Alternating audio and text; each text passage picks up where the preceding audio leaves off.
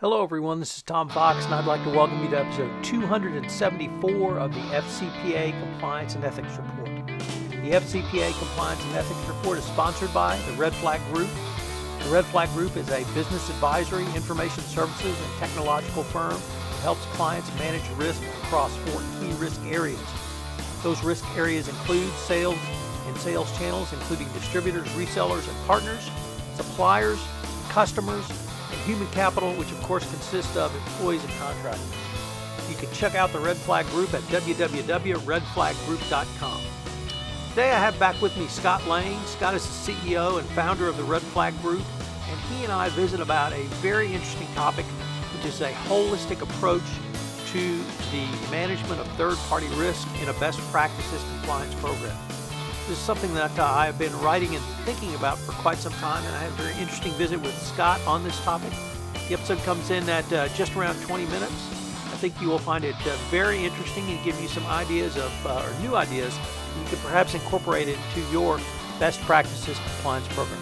This is Tom Fox. Thank you very much for listening to this episode of the FCPA Compliance and Ethics Report. Hello everyone, this is Tom Fox and I'm back for another episode of the Red Flag Group podcast.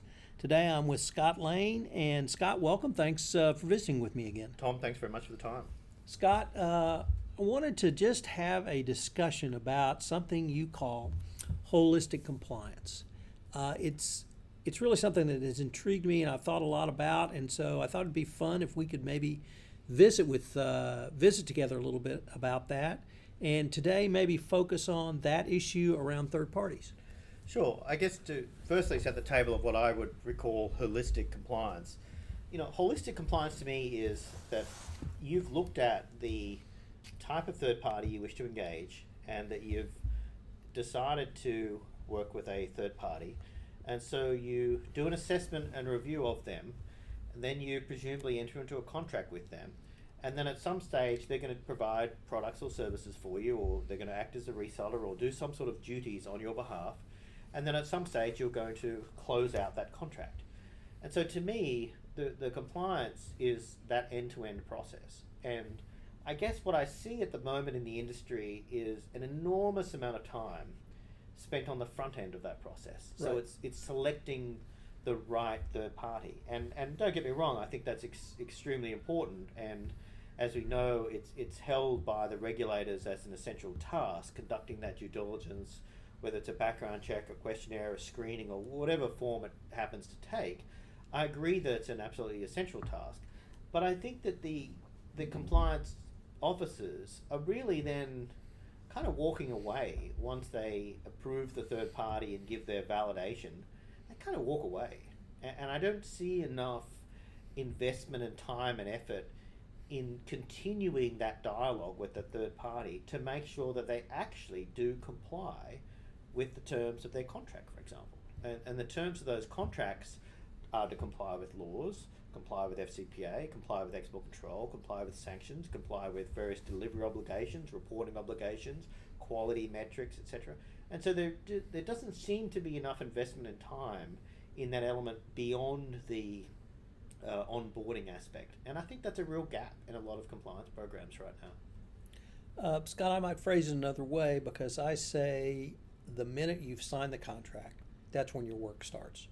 Because you have to maintain the relationship, and you have to make sure that that relationship complies with the terms and conditions of that contract, specifically around compliance.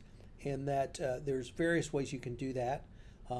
What I try to advocate, or I try to get companies to think through, is you have a business relationship with someone.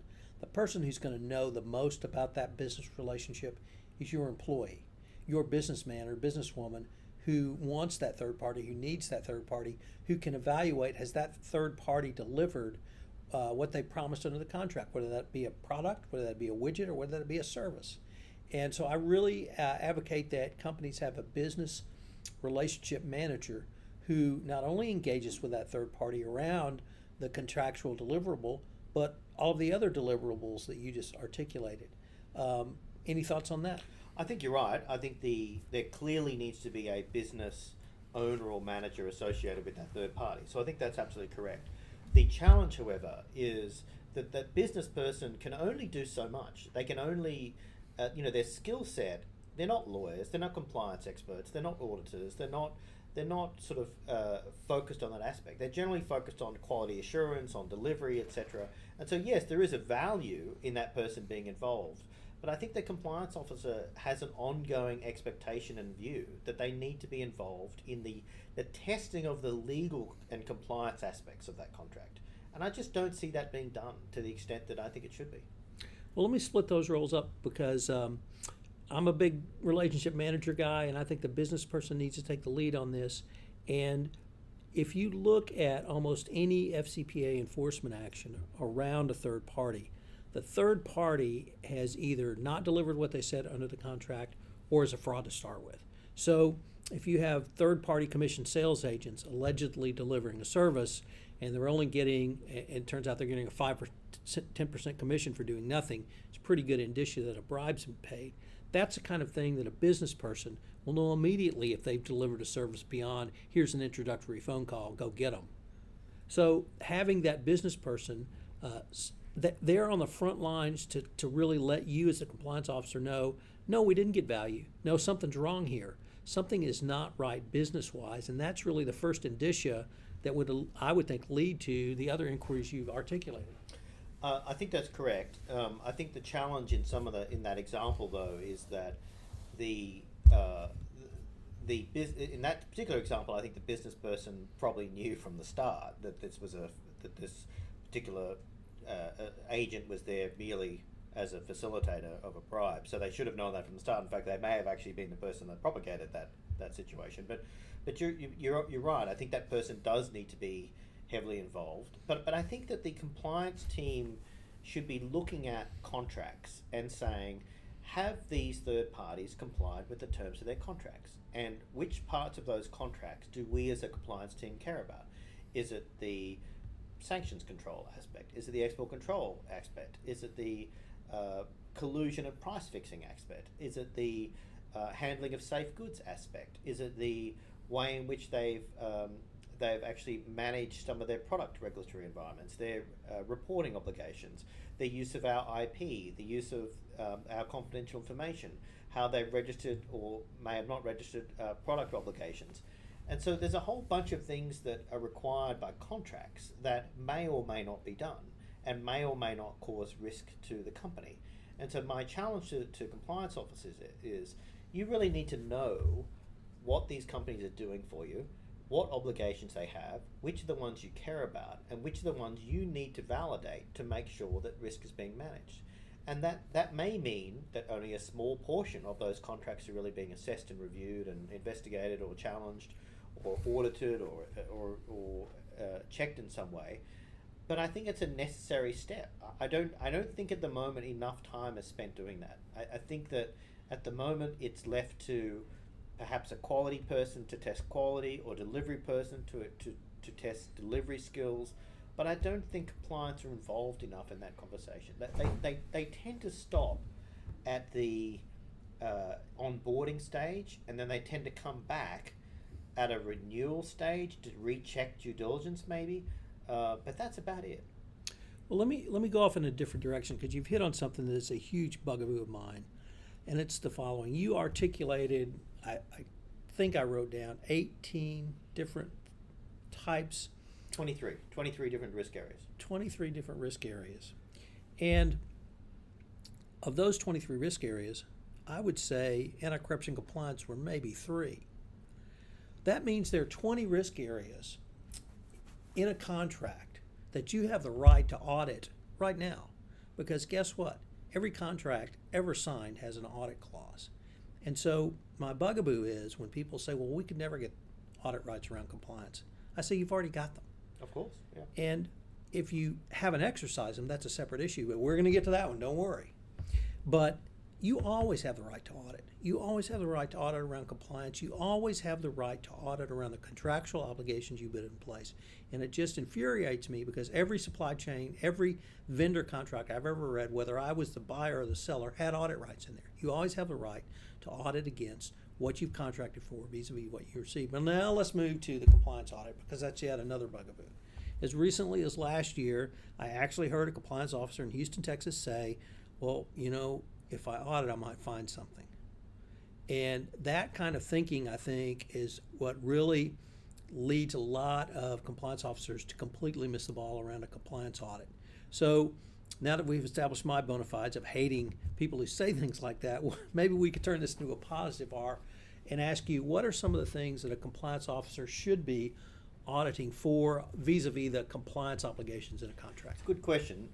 So firstly, we believe there's around 23 risk areas that we focus on as a firm. So, and that really is historical. Years ago, I think our firm was very much anti-corruption and perhaps export control sanctions, which no doubt were the hot buttons over the last 10 years. But what really surprised us was that it's almost as though that aspect has become the one and only risk that companies face. And the answer is, it's not. It may be an important one, and it may be one that is being prosecuted, and it may be one that's certainly the flavor of the decade, but it's not the only one. And so even when dealing with channel partners or sales agents, think about a sales agent. Yes, they may be paying a bribe, absolutely correct, but they may be also stealing your patents, or they may be misusing your IP, or they may be taking your designs and selling them to a competitor. They may be involved in corporate espionage. They may be taking your financial information or your information for which they host and misusing it. They may have backdoors or allow other people to access your information through their hosted environment, or they may have confidential information on your product designs, your roadmaps, your future. They may have all of those things, actually, which are far higher risks to you than them paying a bribe that you were not involved in and have little knowledge of and could ever have little knowledge of. So I challenge people to stand back a little bit and think, yeah, okay, corruption is important. I'm not suggesting it's not, but there's a lot of other stuff to start thinking about. And I don't see people thinking about that stuff enough. I think that they're so caught up in this corruption piece that, in fact, what's happening, I think, in the business is you've got a risk of losing credibility with the business, because business teams are saying, look, the risk here is so remote that this company is going to be involved in some sort of corrupt payment that we're going to get caught up in. Yet you're requiring me to go through all these requirements and all these process and all these checks and all this due diligence and all this screening, and the business is kind of stepping back and saying, I don't get it. When you've got all these other risks that could happen here, and you guys are just not interested. And so I think there's a credibility argument on the compliance teams to really stand back and look at what can this company do to hurt us, and look at those 23 risk areas, and then focus on the things that are important to them.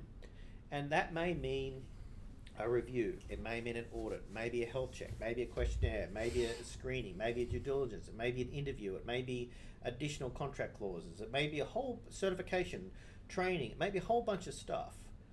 But I think I'm just not seeing people think about those risk areas enough. And I think it's very easy for the compliance team to add a lot of value to the business by helping the business protect their IP, helping them protect their information, helping them protect their patents, helping them protect from a company manufacturing on the side some of their product and selling it into the grey market, or any one of hundreds of situations that may arise. I think compliance has got a real opportunity to show value in that space. So I'm sitting across the table from you and I say, that sounds wonderful. I've got 60,000 vendors. What do I do? It's a good question. And the good news is people like myself and my firm do this every day. I mean, this is a kind of normal day at the office. You sit back, and it requires you to, firstly, have great knowledge about compliance. You need to know those 23 risk areas. You need to know 180 countries. You need to know 45 languages. You need to be able to sit back and look at the supply chain, the supplier, what they're doing to you, the time frame they're doing it, and mesh those things together to identify the ones that are the highest risk. Then you need to look at your business. Where are you growing? Where are you investing? What are the amounts that you're spending? How are you spending it? The oversight you've got, the experience in the procurement teams, the types of suppliers you're engaging, and then build a risk model. And our firm has built a risk model exactly for that situation. And we apply it every day. And we come out with a map of the 23 risk areas across a client's global procurement or supply chain. And then we target specific activity that the company should do to manage those risks. And in some cases, that activity may be very little, and in others, it may be a lot. But the point is, you need to go through that assessment, and you need to go through that cycle in order to get the answers. And it requires a lot of knowledge and experience, and it's not something that can be necessarily typed into a spreadsheet with a miraculous risk assessment being produced at the end of it.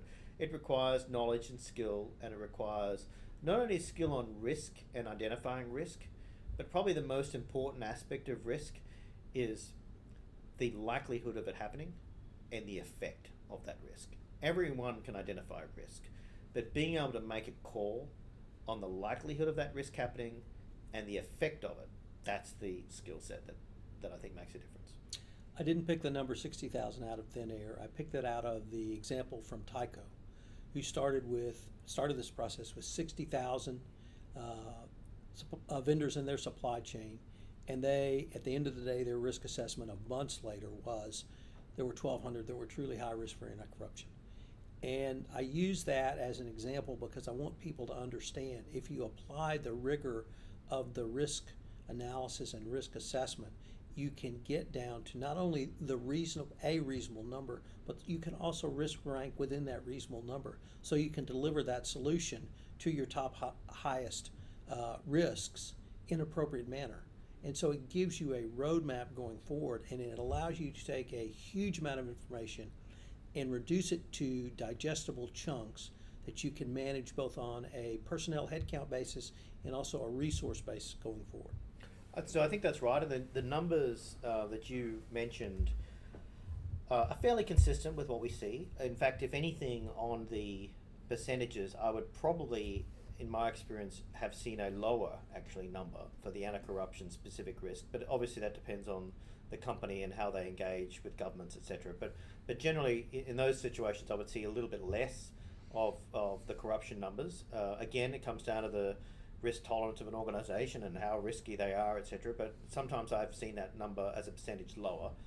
But what I have seen for many companies is that going through an exercise like this really challenges them to think about their risks, the other 22 risks, and really challenges to think about, well, actually, some of those other risks are much, much larger for us. And frankly, we're either ignoring them right now or we're leaving them up to the business to manage. And frankly, that definition of managers is pretty unclear, pretty undocumented, and certainly not tracked and recorded, and therefore non-compliant. Well, Scott, unfortunately, we're at the end of our time, but I look forward to continuing the conversation. Thanks, Tom. Thanks very much. Hello, everyone. This is Tom Fox, and I'd like to thank you for listening to episode 274 of the FCPA Compliance and Ethics Report. I hope you will join me the week of August 21st, where I began a 2-week series on the 10 hallmarks of an effective compliance program. Each day I'm going to post a podcast and blog post which details each hallmark for each day. There are 10 hallmarks, so it'll be 2 weeks over a 10-day period. I think you'll find it very useful. If you'd like some more information on the 10 hallmarks, or you'd like to use any of the materials I put together, please give me a shout at tfox@tfoxlaw.com. This is Tom Fox. I'd like to thank you very much for listening, and I hope you've enjoyed this episode of the FCPA Compliance and Ethics Report.